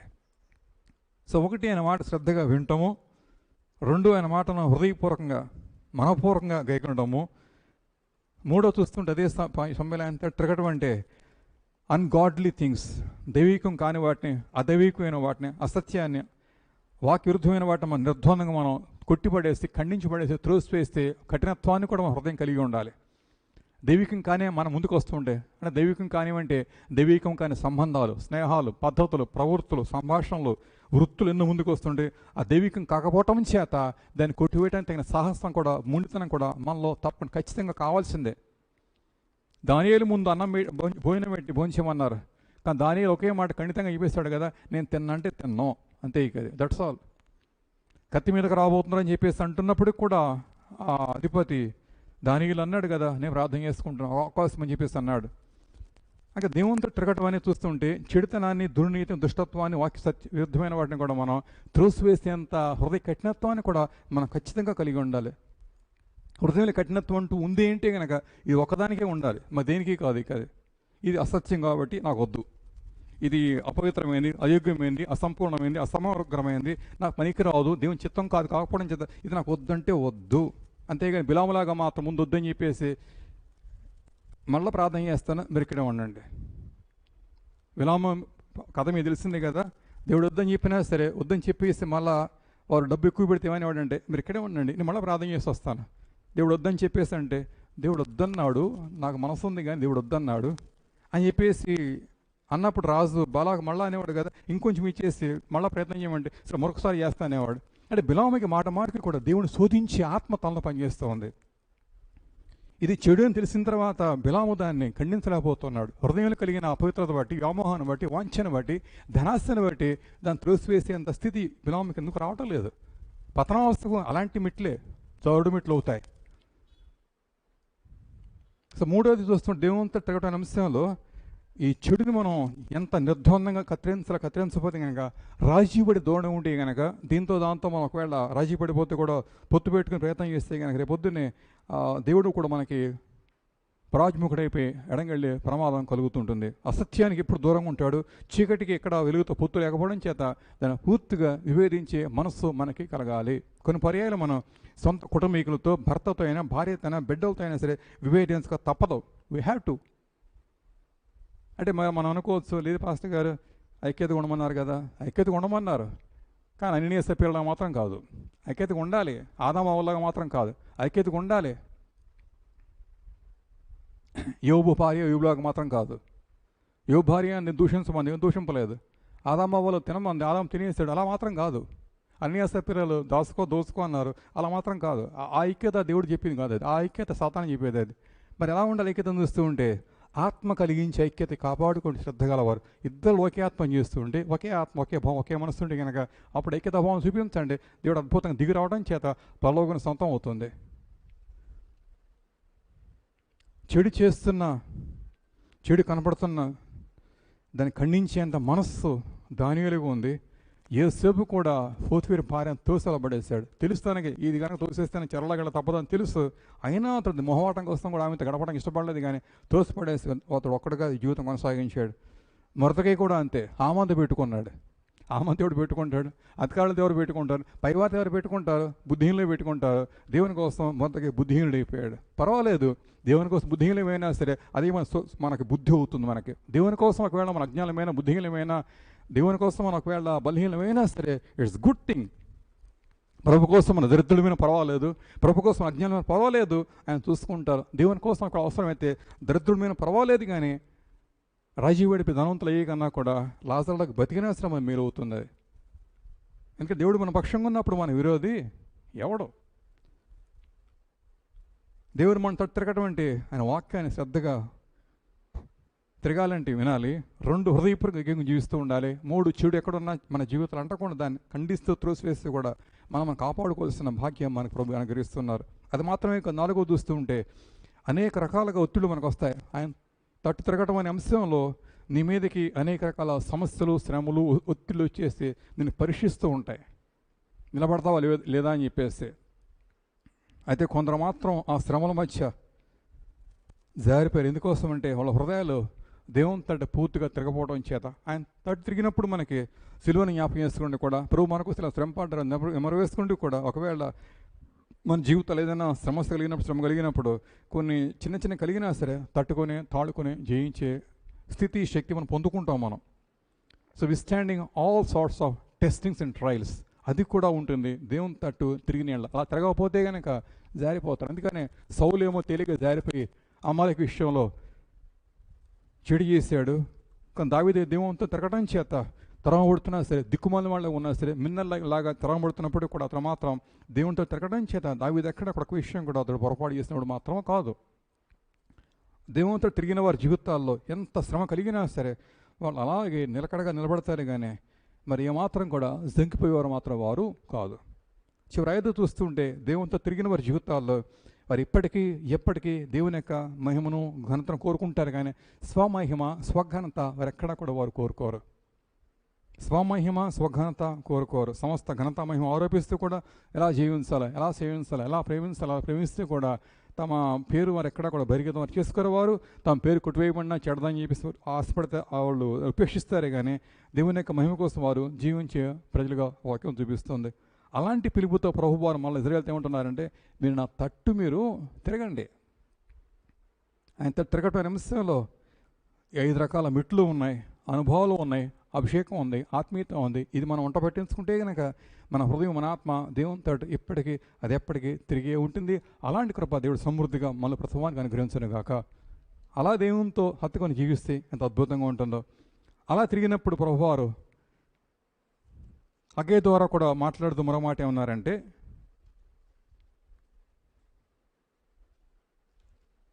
రెండవ అధ్యాయంకి వస్తే మీరు అలా దేవుని తట్టు తిరిగిన జీవితాల్లో 2:19కి వస్తే అన్నారు కదా, కొట్లలో ధాన్యం ఉన్నదా, ద్రాక్ష చెట్లైనా సరే, అంజూరపు చెట్లైనా సరే, దానిమ్మ చెట్లైనా సరే, ఒలివ చెట్లైనా సరే ఫలింపకపోయినాయి కదా. అయితే ఇది మొదలుకొని నేను మిమ్మను, అగ్గయ్య అంటే జకరియా ముందే ఉంటుంది. మీరు ఎక్కడ తిరగేది పుస్తక బైబిల్ గ్రంథాన్ని, అగ్గయ్య తర్వాత జకరియా ఉంటే జకరియా ముందు అగ్గయ్య ఉంటాడు. సరే, రెండవ వచ్చి అంటున్నాడు కదా, ఇది మొదలుకొని నేను మిమ్మల్ని తప్పకుండా కూడా ఆశీర్వదిస్తాను. ఏది మొదలుకొని అంటే, మీరు నా తట్టు తిరిగింది మొదలుకొని, ఏ గడియంది అయితే మీరు నా తట్టు తిరుగుతున్నారో అది మొదలుకొని నేను తప్పకుండా కూడా దీవిస్తానని చెప్పి అంటున్నారు. అయితే వారి దేవుని తట్టు తిరగకముందు ఎలా ఉన్నారో చూద్దాం ఒకసారి.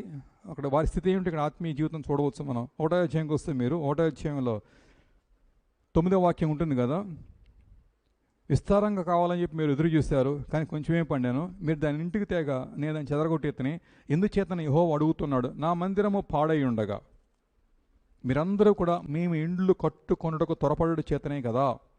సో దేవుని తట్టు తిరగమని వారు ఎలా ఉన్నారు. వారు ఎలా ఉన్నారంటే, మందిరం పాడైపోయింది కానీ వారట తమ సొంత ఇళ్ళు కట్టుకునే అంశంలో వారు త్వరపడుతూ ఉన్నారు. ఢిల్లీ కట్టుకోవటం అంటే జీవితాన్ని కట్టుకోవటం, కుటుంబానికి, అదే వారి ఆర్థిక విషయాలు, వ్యాపార విషయాలు, భూ సంబంధమైన అభివృద్ధి కోసం వారి మనసులో ఉన్నాయట. ఇప్పుడు అట ఆయన మందిరం పూర్తిగా పాడైపోయింది. ఏది ఆ మందిరం అంటే, ఆయన ప్రభు చెప్పేది ఈ మందిరమనే కాదు, కానీ హృదయమైన మందిరం వారు పాడైపోయింది. ఉండవలసిన ఆత్మీయత, సమర్పణ ఇవన్నీ లోపిస్తున్నాయి. ఆత్మీయ జీవితం పాడైపోయినా సరే వారట భూ సంబంధంగా, భౌతికపరంగా వారు కట్టుకోవటం కోసం తెగ ఆరాటపడుతున్నారు. చిన్న వ్యత్యాసం ఇది. ఆత్మీయ జీవితాన్ని పక్కన పెట్టేశారు, ఆధ్యాత్మిక విషయాలు పక్కన పెట్టేసేవారు వాళ్ళు. ఇప్పుడు ఆరాటం ఏంటంటే, నేను ఎలా ముందుకు వెళ్ళాలి, నేను ఎలా వృద్ధి పొందుకోవాలి, నేను ఎలా స్థిరపడాలి, నేను ఎలా సంపాదించాలి, నేను ఎలా పేరు తెచ్చుకోవాలి, నాకు ఎలా పేరు వస్తుంది, నేను ఎలా పైకి వెళ్ళాలి. ఈ రెయిన్బోలో ఒకటే తలంపు ఏంటంటే, నేను ఎలా ఎలా ఎలా ఎలా పైకి వెళ్ళాలి. నువ్వు ఎలా పైకి వెళ్తావని తర్వాత అంశం. కానీ ప్రభు అంటున్నారంటే, నీలో క్రీస్తు ఎలా ఉన్నాడో చూసుకున్నావా అసలు నువ్వు? నీలో క్రీస్తు ఎలా ఉన్నాడో చూసుకున్నావా? ఆ ఆత్మీయత, ఆ పరిశుద్ధత, ఆ ప్రార్థన, ఆ సఖ్యత, ఆ సమాధానం, ఆ దిద్దుబాటు, ఆ లోబట్టం, ఇవన్నీ ఉన్నాయి చేశారు. ఆయన ఎలా ఉండాలి, అలా ఉంటే కనుక నువ్వు పైకి వెళ్ళడం చాలా తేలిక. కానీ మీరేం చేశారంటే, తమ ఇండ్లు కట్టుకోవడం కోసం వారంట త్వరపడుతున్నారంట. కాబట్టి ఏమవుతుందంటే, మిమ్మును బట్టి ఆకాశ మంచు కురవట్లేదట, అది భూమి కూడా పండట్లేదట. ఇలా రకరకాలుగా ఇంకా కిందకి వెళ్ళేసి అనేక అంశాలు ప్రభు అక్కడ మాట్లాడుతున్నారు. వారి క్రియలు, వారి పద్ధతులు, వారి పనులు ఏమాత్రం కూడా దేవునికి ఇష్టంగా లేవు. వారి దేవుని తట్టు తిరిగినట్టుగా ఎక్కడ ప్రభు చూడలేకపోతూ ఉన్నాడు. ఆయన మందిరం పాడైపోయింది. ఆయన ఆలయం పాడైపోయింది. వాళ్ళ హృదయాల్లో ఉన్న ఆత్మీయ లేమిని బట్టి ప్రభు ఇక్కడ మాట్లాడుతున్నారు. అలా మాట్లాడేటప్పుడు హగ్గై గ్రంథంలో ఏమంటారు, చివరికి ఏమంటారంటే, ఇది మొదలుకొని అనగా ఎప్పుడు మీరు నా తట్టు తిరుగుతారో, ఎప్పుడు నా వద్దకు వస్తారో, మన ఇలా చదువుకున్నట్టుగా అనుకున్నట్టుగా అలా చేస్తారు అప్పుడట, నేను తప్పకుండా కూడా నేను మిమ్మల్ని ఆశీర్వదిస్తాను. ఒకటవ మాట అది. రెండవ మాట 2వ అధ్యాయం 23కి వస్తూ ఉంటుంది కదా, ఆయన తట్టు తిరిగితే వచ్చిన రెండో బ్లెస్సింగ్, నా సేవకుడు ఒక షేల్తీయేలు కుమారుడు జెరుబ్బాబెలు, నేను నిన్ను ఏర్పరచుకుని ఉన్నాను గనుక ఆ దినమన నేను నిన్ను తీసుకుని ముద్ర ఉంగరముగా నేను చేస్తాను. సో ఒకటి, నేను తప్పకుండా దీవిస్తాను ఆయన తట్టు తిరిగితే. రెండోది చూస్తుంటే నేను ముద్ర ఉంగరముగా చేసుకుంటాను.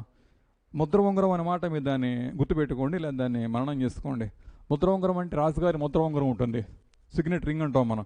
ఆ ముద్ర వేస్తే అధికారపూర్వకంగా చట్టం చెల్లుబాటు అవుతుంది. ఆయన మాట చెప్పిన తర్వాత ఆ ముద్ర అలా వేస్తే కనుక ఇక అది ఫైనల్ నిర్ణయం, ఇక అది దాన్ని తిరిగి ఉండదు. ఇక అది ఆ ముద్ర ఉంగరం ఉన్నప్పుడు ప్రతి వ్యక్తి దానికి లోబడక తప్పదు.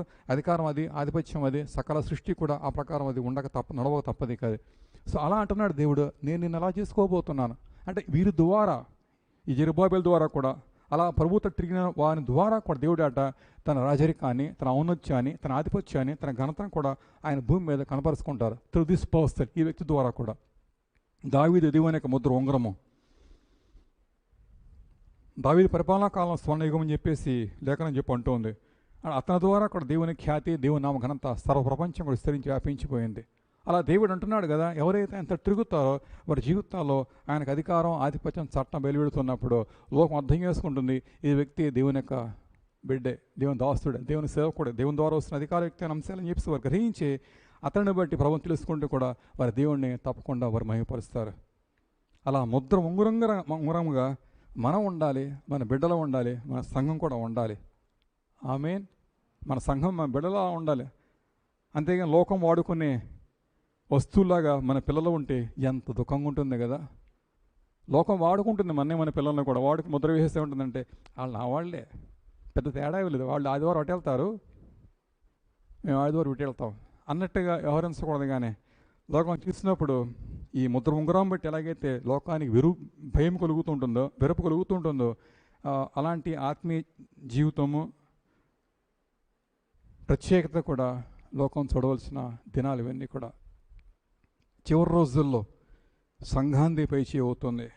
ఆది సంఘం ఈ రీతికి అధికారంతో జీవిస్తూ ఉండేదో, ఆది సంఘంలో ఉన్న అనుభవాన్ని బట్టి, అభిషేకాన్ని బట్టి, ఆత్మీయత బట్టి లోకం భయపడుతూ ఉండేది. మీకు తెలిసిన వాక్యాలు ఇవన్నీ కూడా. అందుకని ఆ రోజులు రాజులు ఏంటి, అధికారులు ఏంటి, సంఘంతో కొంత గొడవ పడినప్పటికీ తర్వాత గ్రహించి వారు చాలా అప్రమత్తంగా ఉంటూ ఉండేవారు. ఇప్పుడు మళ్ళీ చివరి రోజుల్లో కూడా దేవుడు సంఘాన్ని అలా చేయబోతున్నాడు. సంఘం అంటే లోకం భయపడేంతగా, సంఘం మీద వెళ్ళి చూపడానికి స్థితి అవకాశాలు తీసుకోలేనంతగా సంఘంలో దేవుడు అభిషేకం ఆత్మ చేసి కూడా ఉన్నతంగా నిలబెట్టబోతున్నాడు. అలా ఉండాలి అంటే సంఘం కూడా ఈ రీతిగా దేవుని వారు సేవించాలి. లోకం యొక్క భోగభాగ్యాలు, సంపదలు, ఔన్నత్యం అదంతా ఒక అంశం. అది దాని నుంచి మన హృదయాలు తిరిగిపోయి దేవునితో తిరిగితే కనుక మళ్ళీ కృపలో ఎదిగి, ఆత్మలో ఎదిగి, ఆధ్యాత్మిక విషయాల్లో పెరిగిన వారి మీద కనుక ఆయన మనల్ని ఆశీర్వదిస్తూ కాకుండా ముద్ర ఉంగరంగా దేవుడు తప్పకుండా చేసుకోవడం చేత మన ద్వారా కూడా ఆయన యొక్క నామం అది కనపరచబడబోతున్నది. ఆ రాజ్యం కూడా భూమి మీద స్థాపించబడటానికి మళ్ళా సంఘాలన్నీ కూడా ఎంతో ఉన్నతంగా ఆయన ఇచ్చించబోతున్నారు. అందుకని పిలుపు ఈరోజు చక్రియ ద్వారా కూడా మీరు నా తట్టు తిరగండి, మీరు నా తట్టు తిరగండి. బోయజ్ గ్రంథంలో కూడా, రూత్ గ్రంథంలో అదే ఉంటుంది, ఓయి నీవు ఈ తట్టు తిరుగుము అనే మాట ఉంటుంది. దేవుని తట్టు తిరిగితే చాలు, తీర్మానంతో ఎంత ఆనందం, ఎంత అభివృద్ధి ఉంటుందో చెప్పడానికి మాటలు లేవు. అనుభవం, సాక్ష్యం అక్కడే తప్పకుండా పడుతుంది. సో ఈ రోజున ప్రభు సంఘానికి చెప్పేలుపు, ఎవరి తట్టు తిరిగి ఉన్నామో, దేవుని తట్టు తిరిగి ఉన్నామో, ఆయన తట్టు తిరిగి ఉంటే కనుక ఏ బెంగ, ఏ దిగులు, చింత ఆయన చూసుకుంటారు. లోకంతో తిరిగి ఉంటే కనుక దిగుళ్ళు మంది, చింత మంది, భయం మంది, భీతి మంది, అంత అస్తవ్యస్తంగా ఉండడం చేత చివరి జీవితాలు ఒక రకమైన నలుగుళ్ళు సమస్యలో ఉండే ఎందుకుందరా అన్నట్టుగా వాళ్ళు నలుగుతూ ఉంటారు వాళ్ళు. కానీ దేవునితో తిరిగి ఉంటే కనుక బోయమైన పల్లకీలు ఊరేగించినట్టుగానే దేవుడు ఆ జీవితాన్ని కుటుంబాలు తప్పకుండా ఊరేగించుకుని వారి ద్వారా కూడా దేవుడే మహిమ పొందబోతున్నాడు. అలాంటి సాక్ష్యాన్ని దేవుడు సంఘానికి అనుగ్రహించడం కాక ప్రార్థన చేసుకుందాం. ప్రభు ఉదయం పూట మనల్ని గ్రహించిన నీ లేఖన భాగాలను హృదయలో ధ్యానం చేసుకుంటున్నాము. మీ తట్టు తిరగమని చెప్పిస్తున్నావు. ఎందుకనగా నిజంగా మీరు మా తట్టు తిరిగారు మా తండ్రి. మా తట్టు తిరిగి మా పాపాన్ని, మా శాపాన్ని సులువులో మోసుకెళ్ళి రక్తం చెందించారు. మీరు చేసిన మహోపకారం గొప్పది, అది ఎప్పటికీ మరవలేదు మా తండ్రి. అంతగా దేవుడు మా తట్టు తిరిగి ఉండగా నా మటుకు నేను, మా మటు మేము కూడా నీ తట్టు తిరిగి నీ త్రోవలో కొనసాగే మనసు అనుగ్రహించాలని చెప్పేసి ప్రార్థన చేస్తున్నాను. ఆధ్యాత్మిక విషయాల బిడ్డలు అభివృద్ధిపరచండి, ఆత్మీయచింతన కలిగించండి. లోకస్తుల సంగతులు కాకుండా పరిశుద్ధుల స్థితి ఏదైతుందో జ్ఞాపకం చేసుకుంటూ కూడా నీలో సాగే బలం అనుగ్రహించాలని ప్రార్థిస్తున్నాను. ప్రార్థనాపూర్వక సంఘానికి అప్పగిస్తున్నాను. ఏదైనా దీవెన నిండుగా అనుగ్రహించి మహిమ పొందాలని కోరుకుంటూ క్రీస్తునామాన ప్రార్థన చేస్తున్నాను తండ్రి. ఆమేన్. ఆమేన్. ఒక చరణం పాడబడుతుంటే కానుక తీసుకుందాం.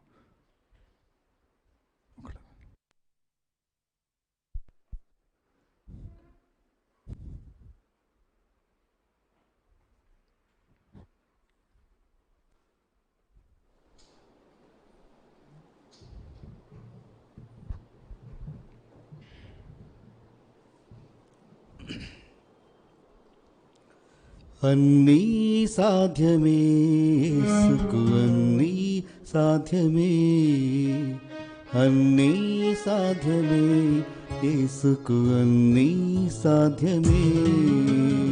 అద్భుత శక్తిని నెరపుటకైన, ఆశ్చర్య కార్యముల సగుటకైన, అద్భుత శక్తిని నెరపుటకైన, ఆశ్చర్య కార్యముల సగుటకైన ఆ యేసు రక్తానికే సాధ్యమే, సాధ్యమే, సాధ్యమే. ఆ యేసు రక్తానికే సాధ్యమే, సాధ్యమే, సాధ్యమే. అన్నీ సాధ్యమే యేసుకు, అన్నీ సాధ్యమే. మాధుర్యమైన జలముగా మారాను ప్రభు మార్చెను, మృత్యువు నుండి లాజరును మహిమార్థముకై లేపెను. మన్నాను కురిపించగా ఆకాశమే తెరిచెను, మరణాన్ని ఓడించగా మృత్యుంజయుడై లేచెను. మన్నాను కురిపించగా ఆకాశమే తెరిచెను, మరణాన్ని ఓడించగా మృత్యుంజయుడై లేచెను. అన్నీ సాధ్యమే యేసుకు, అన్నీ సాధ్యమే, అన్నీ సాధ్యమే యేసుకు, అన్నీ సాధ్యమే.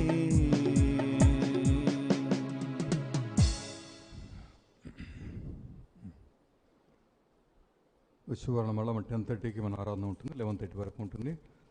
ప్రార్థించండి, సిద్ధపడండి, మెళకువతో ఉండండి, ప్రార్థనాపూర్వకం ఉండి దేవుని సన్నిధికి రండి. ఒకవేళ ఏమాత్రము మీ బలహీనంగా ఉన్నా, ఎదురు ఇబ్బంది అనిపిస్తున్నా సరే ఆ విశ్రాంతి తీసుకోండి. తొందరపడి కానీ ఉద్రేకంతో కానీ పని చేయవద్దు, కానీ ప్రార్థనాపూర్వకంగా ఆలోచనపూర్వకంగా మనం దేవుని సన్నిధికి వద్దాము. ప్రార్థన చేసుకుని చేసుకుందాం. తను మీరు అనుగ్రహించిన ఈ దినం ఈ రీతిగా నీ సన్నిధి చేరే అవకాశం అనుగ్రహించారు మా తండ్రి. మీ కార్యాలు కొనసాగాలి, నీ కృప విస్తరిస్తూ ఉండాలి. కాలం సంకుచితంగా ఉంది కనుక మా కొన్ని కాలాలన్నీ కూడా మరింత మెళకువతో వాడుకుంటూ కూడా నీ కృపలో వర్ధిల్లి బాగా అనుగ్రహించండి. ప్రార్థనాంశాలు ఏమైతున్నాయో జ్ఞాపకం చేసుకోవాలని ప్రత్యేకంగా అడుగుతున్నాను మా తండ్రి. యవనస్తుల జీవితాల్లో ఉన్న ఆశ్రయం తెలుసు కనుక తండ్రి కార్యం జరిగించి వారి ప్రార్థన ఆలకించండి. కుటుంబాల్లో తగిన సమాధానం నెమ్మది అనుగ్రహించండి. వృద్ధులకు కూడా ఆరోగ్యం దయచేయాలని ప్రార్థిస్తాను. ప్రతి అంశం మీద కూడా నష్టమంచి దీవించి ఈ దిన విశ్రాంతిని ప్రతివానికి అనుగ్రహించండి. ఎక్కడ నలుగుడు పడడం కానీ సమస్య శ్రమను మాట తలెత్తకుండా ప్రతివానికి నెమ్మదించి దేవుడిని స్తుతిస్తూ ఉన్నాను. ఎందుకంటే కాడి సుడివే గనక నీ భారం తేలికే గనక నీ మార్గంలో ప్రతివానికి భద్రత క్షేమాన్ని కలిగించాలని కోరుకుంటున్నాను. వెళ్తుండగా మాకు తోడుకోండి. మీ మళ్ళా కలిసేవారు కూడా తగినటువంటి సమాధానం, శాంతిని, ఆరోగ్యాన్ని అందరికీ వాళ్ళని కోరుకుంటూ మహిమ పొందమని క్రీస్తునామమున ప్రార్థిస్తాను తండ్రి. తండ్రి, కుమార, పరిశుద్ధాత్మ యొక్క కృపా, ప్రేమ, సమాధానాలు ఇప్పుడు ఎల్లప్పుడు మనకును సంఘానికి ప్రభువులకు సదా తోడి నడిపించనుగాక. Amen. Amen. God bless you.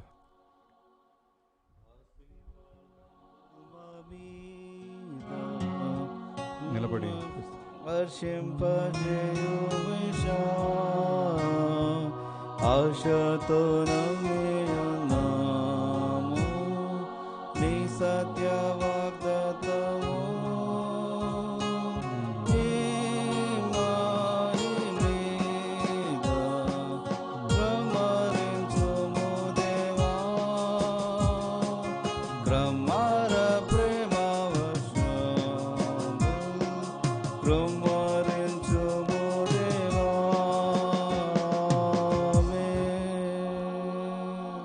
Amen. Amen. Chairs అలా ఉంచండి, దాన్ని ముట్టుకోవద్దు, తీయవద్దు, అలా వెళ్ళిపోండి మీరు. ఒకవేళ మీకు ఏమన్నా మాట్లాడుకోవాలనిపిస్తే ఫోన్లో మాట్లాడుకోండి. That's good for you. అది నాకు వస్తుంది కదా, మీకు వస్తుంది. God bless you.